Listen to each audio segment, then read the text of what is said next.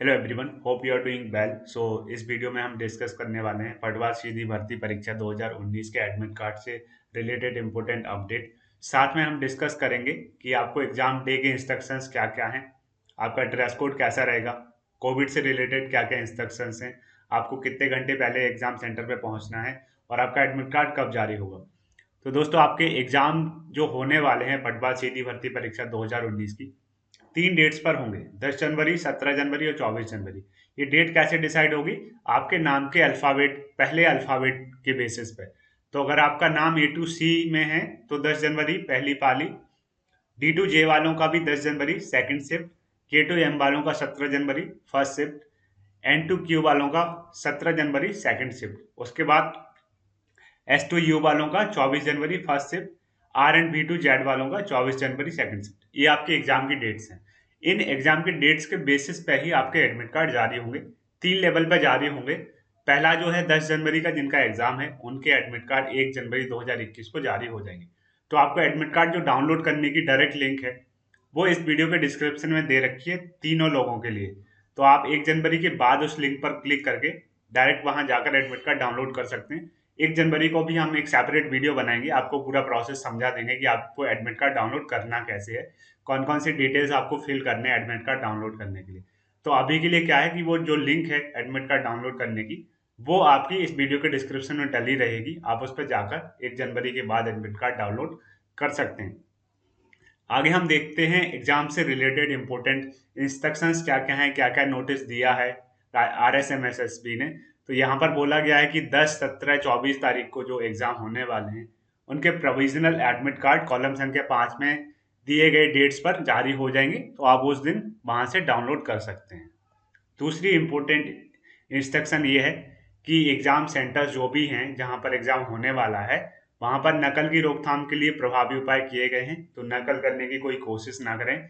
इस तरह के किसी भी प्रयास में आप पकड़े जा सकते हैं और आपका एग्जाम कैंसिल हो सकता है। ठीक है। तो नकल करने की कोई भी कोशिश ना करें, किसी तरह की वस्तुएं लेकर ना जाएं जो कि नकल में हेल्प करें आपकी।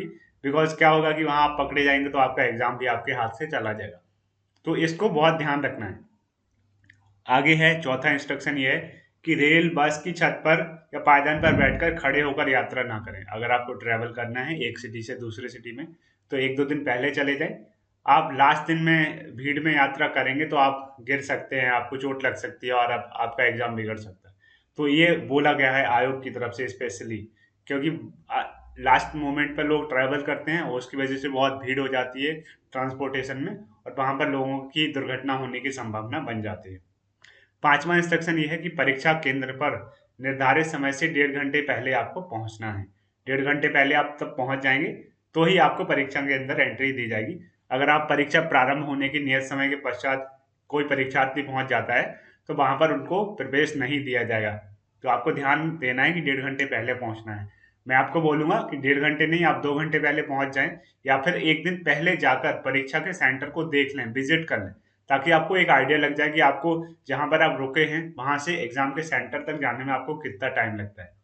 तो ये काफी इंपॉर्टेंट है कि 1.5 घंटे पहले आपको पहुंचना है। तो आपको देखना पड़ेगा कि सेंटर कहाँ है। कई बार क्या होता है ना, सेंटर के रिगार्डिंग कंफ्यूजन हो जाती है, एग्जैक्ट सेंटर की लोकेशन पता नहीं होती, पूछ पूछ के जाना पड़ता है। तो जितना टाइम आप सोचते हैं उससे ज्यादा टाइम आपको लग जाता है वहां पर पहुंचने में। तो ये काफ़ी इंपॉर्टेंट इंस्ट्रक्शन है। उसके बाद आगे बोला गया कोविड-19 जो महामारी चल रही है उससे रिलेटेड जो सोशल डिस्टेंसिंग, सामाजिक दूरी के जो नियम हैं, दिशा निर्देश हैं, उनका पालन करें, सीरियसली पालन करें। साथ में परीक्षा में आपको मास्क लगाकर जाना है।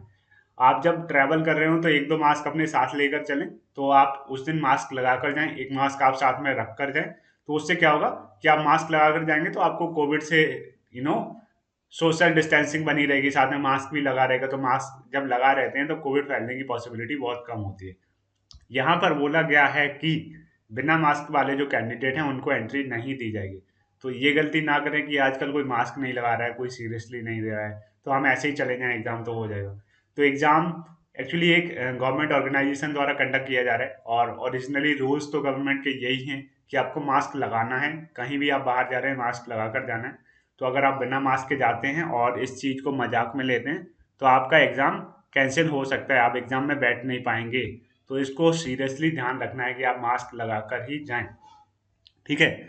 8वां इंस्ट्रक्शन ये है कि हैंड सैनिटाइजर वॉश करने का, हैंड वॉश करने का और आपका टेम्परेचर की मेजरमेंट का वहाँ पे व्यवस्था रहेगी, तो उसमें सहयोग करें लोगों का। उसमें ये ना करें कि हम सैनिटाइजर यूज नहीं करेंगे या तो हम टेम्परेचर चेक नहीं कर पाएंगे। तो आप hand sanitiser wash, hand wash और टेम्परेचर मेजरमेंट में लोगों की सहायता करें, जो एग्जाम सेंटर्स के जो एम्प्लॉयज हैं, ठीक है, उनकी परीक्षा नियंत्रण रखें, उनका उसमें सहयोग करें। ठीक है, तभी आपको एग्जाम के लिए अंदर जाने दिया जाएगा। परीक्षा केंद्रों पर आपको क्या क्या लेकर जाना है, ये बहुत इंपॉर्टेंट है। एक तो आपको प्रोविजनल ई एडमिट कार्ड लेकर जाना है।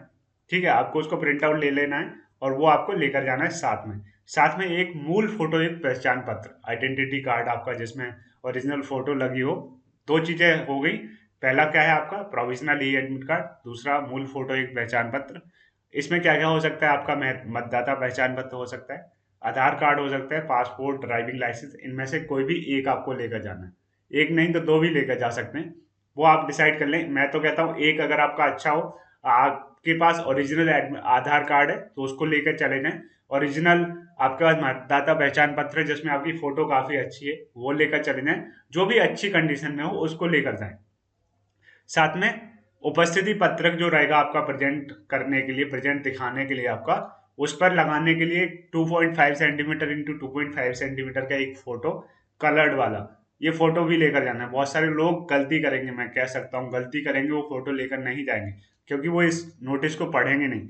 मैंने इस नोटिस का एक एक पॉइंट पढ़ा है डिटेल में और मैंने इसको हाईलाइट किया है। मैं इसको इस वीडियो के डिस्क्रिप्शन में अपलोड कर दूंगा, वहां से आप डाउनलोड कर सकते हैं। तो आपको ये ध्यान रखना है, एक एक चीज लेकर जाना है। वहां पर आपको एग्जाम सेंटर पर आप पहुंच जाएंगे बिना फोटो के, तो अगर आप फोटो नहीं है तो शायद आपको एंट्री नहीं दी जाए। और लास्ट मोमेंट पे कोई दुकान भी नहीं खुली हो, पॉसिबल है क्योंकि सुबह की जो शिफ्ट है उस टाइम पे तो फोटो कॉपी की कोई दुकान खुलती नहीं है। तो ये ध्यान रखना है, आपको एक मूल फोटो, एक रंगीन फोटो लेके जानी है और नीले रंग की स्याही का एक पारदर्शी बॉल पॉइंट पेन लेके जाना है। ठीक है, ये चार चीजें आपको लेके जानी है। ये एडमिट कार्ड, एक आइडेंटिटी कार्ड और एक फोटो, साथ में एक नीला कलर रंग का स्याही वाला या पारदर्शी बॉल पॉइंट पेन। ये इम्पोर्टेंट अपडेट है। साथ में अब आपके यहाँ ड्रेस कोड से रिलेटेड कुछ चीजें हैं। यहाँ पे बोला गया है कि घड़ी पहनकर प्रवेश करने की अनुमति नहीं होगी, आपको घड़ी पहनकर नहीं जाना है।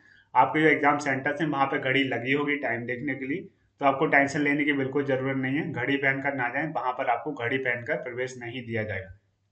ड्रेस कोड में आ गया है कि coat, tie, muffler, jacket, jerkin, blazer, shawl आदि पहनकर भी ना आए।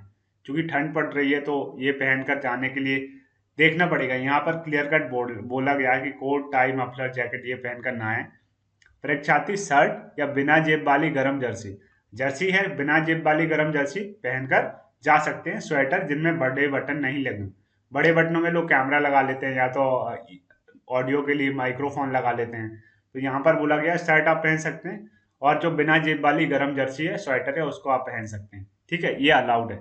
शर्ट में किसी तरह का बैज आदि ना लगाओ, बैच की वजह से डाउटफुल हो सकता है, तो ये आपको देखना है। ऐसा कोई भी ड्रेस पहनकर नहीं जाना है जिसमें आपत्तिजनक सामग्री छुपाए जाने की पॉसिबिलिटी हो और लोगों को डाउट हो जाए, तो ऐसी कोई भी सामग्री आपको पहनकर नहीं जाना है। समस्त परीक्षार्थी मास्क जरूर पहनकर आए, ये कंपलसरी नोटिस है गवर्नमेंट की तरफ से।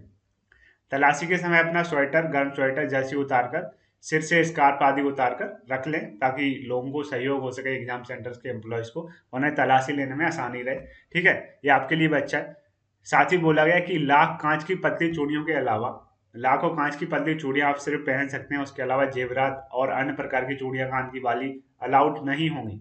चूड़ियां सिर्फ अलाउड हैं, उसके अलावा किसी भी प्रकार के जेवरात अलाउड नहीं होंगे। तो ये गलती ना करें कि कोई सोने के जेवरात पहनकर आप पहुंच जाएं, तो वहां पर रखने की व्यवस्था होगी कि नहीं ये भी भरोसा नहीं है, बिकॉज कोविड का टाइम चल रहा है। तो सोशल डिस्टेंसिंग मेंटेन करना, दूसरों की वस्तुओं को ना छूना, ये सारी चीजें फॉलो करनी होती।